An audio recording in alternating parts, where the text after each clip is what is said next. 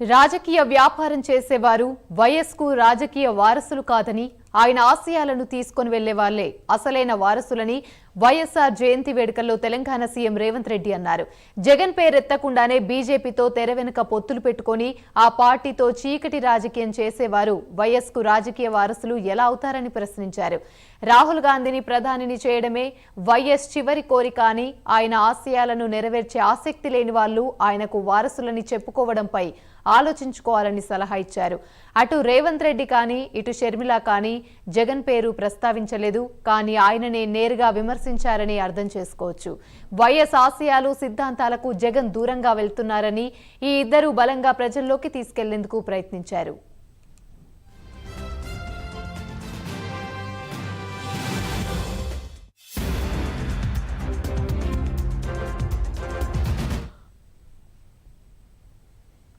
YCP ఆవిర్భావానికి కారణం YS లెగసీనే.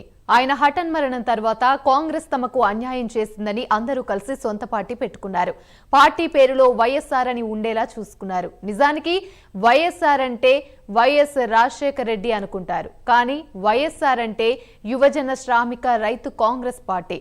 Short cut లో వైఎస్ఆర్ పేరు వస్తుంది కాబట్టి ఆ పేరు ఖరారు చేశారు. వైఎస్ ఆశలు లక్ష్యాల సాధన కోసమే పార్టీ పెట్టామని ఊరువాడ ప్రచారం చేశారు.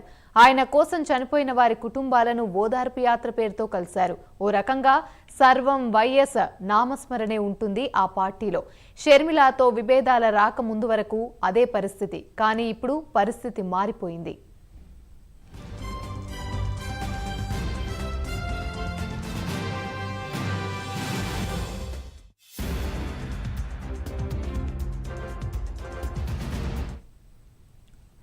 వైఎస్ వర్ధంతి జయంతులకు వైసీపీ ఘనంగా నిర్వహిస్తూ ఉంటుంది. కుదిరినప్పుడు పార్టీ ప్లీనరీలను కూడా ఏర్పాటు చేస్తారు.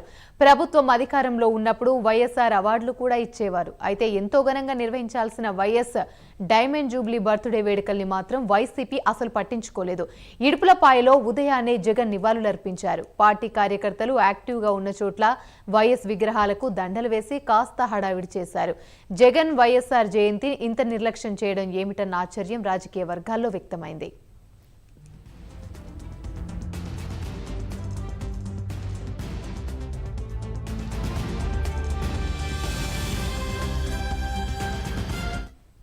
మరోవైపు వైసీపీ కన్నా వైఎస్ జయంతిని కాంగ్రెస్ పార్టీ ఘనంగా నిర్వహించింది. సోనియా గాంధీ స్వయంగా సందేశం పంపించారు. అనారోగ్యం కారణంగా సోనియా పర్యటనలు చేయడం లేదు. రాహుల్ గాంధీ వీడియో సందేశం పంపారు. మణిపూర్ పర్యటన కారణంగా ఆయన రాలేకపోయారు. వైఎస్తో తమ పార్టీ అనుబంధాన్ని ఆయన గుర్తు చేసుకున్నారు. తెలంగాణలో కాంగ్రెస్ పార్టీ శ్రేణుల్ని గట్టిగానే సెలబ్రేట్ చేసుకున్నాయి. ఏపీలో షర్మిల వైఎస్ అంటే కాంగ్రెస్, కాంగ్రెస్ అంటే వైఎస్ అనిపించేలా నిర్వహించారు. ప్రధాన పత్రికల్లో ఫుల్ పేజీ ప్రకటనలు ఇచ్చారు. మీడియా, సోషల్ మీడియాలో వైఎస్ జయంతిని కాంగ్రెస్ నిర్వహిస్తుందని తెలిసేలా చేయగలిగారు.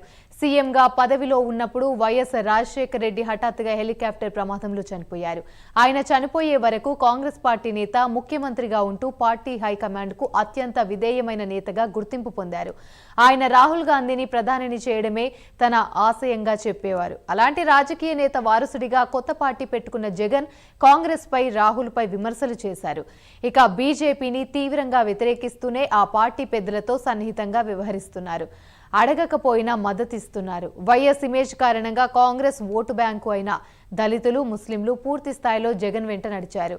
బీజేపీతో సన్నిహితంగా ఉండడం వల్ల వారు జగన్కు దూరమయ్యే పరిస్థితి ఉంది. అందుకే వారిని మళ్లీ కాంగ్రెస్ వైపు ఆకర్షించేలా షర్మిల ప్రయత్నిస్తున్నారు.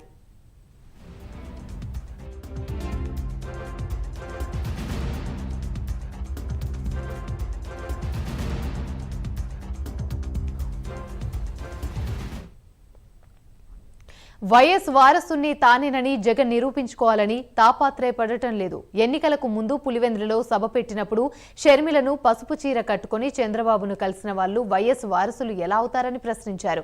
అప్పట్లో తానే వారసున్నని ఆయన చెప్పుకోవాలని అనుకున్నారు. కానీ ఎన్నికల తర్వాత మాత్రం సొంత ఇమేజ్ గురించే ఎక్కువగా మాట్లాడుతున్నారు.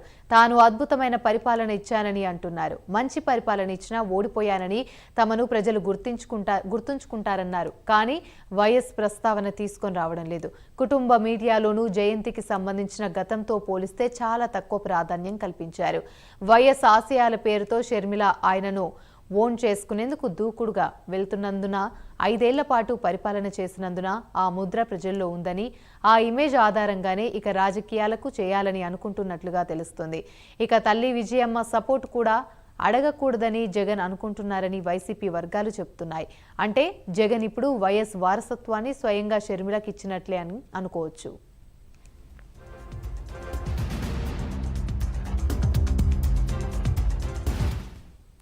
ఏపీలో వైసీపీ అధికారంలోకి వచ్చాక వైఎస్ఆర్ ఫోటోని లైట్ తీసుకున్నారు. రాజన్న కంటే జగనన్న పాలన బేష్ అంటూ జగనన్నను భజనలతో ముంచి తేల్చారు. ఇక వైసీపీ నేతలైన ఒకప్పటి కాంగ్రెస్ నేతలు ఇప్పుడైతే ఏపీలో వైసీపీకి ప్రతిపక్ష హోదా కూడా లేదాయే.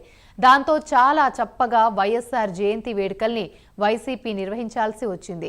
తెలంగాణలో అధికారంలో ఉన్న కాంగ్రెస్ ఏపీలోనూ హంగామా సృష్టించింది. వైఎస్ఆర్ జయంతి నేపథ్యంలో తెలంగాణ ముఖ్యమంత్రి రేవంత్ రెడ్డి ఏపీకొచ్చారు. ఏపీ రాజకీయాల గురించి మాట్లాడారు. ఎన్డీఏ కూటమిలో వైసీపీని కలిపేశారు రేవంత్ రెడ్డి. ఆ సంగతి పక్కన పెడితే ఉదయం నుంచి వైఎస్ జగన్ సహా వైసీపీ నేతలంతా వైఎస్ఆర్ జయంతి వేడుకల్లో హంగామా చేస్తే సాయంత్రానికి షర్మిల నిర్వహించిన జయంతి వేడుకల్లో వైఎస్ఆర్ పేరు ఇంకా బాగా మార్మోగింది. ఈ మొత్తం వ్యవహారాన్ని విశ్లేషిస్తున్న సగటు వైఎస్ఆర్ అభిమానులు జగన్ నుంచి వైఎస్ఆర్ని షర్మిల హైజాక్ చేశారని అంచనాకొచ్చేశారు.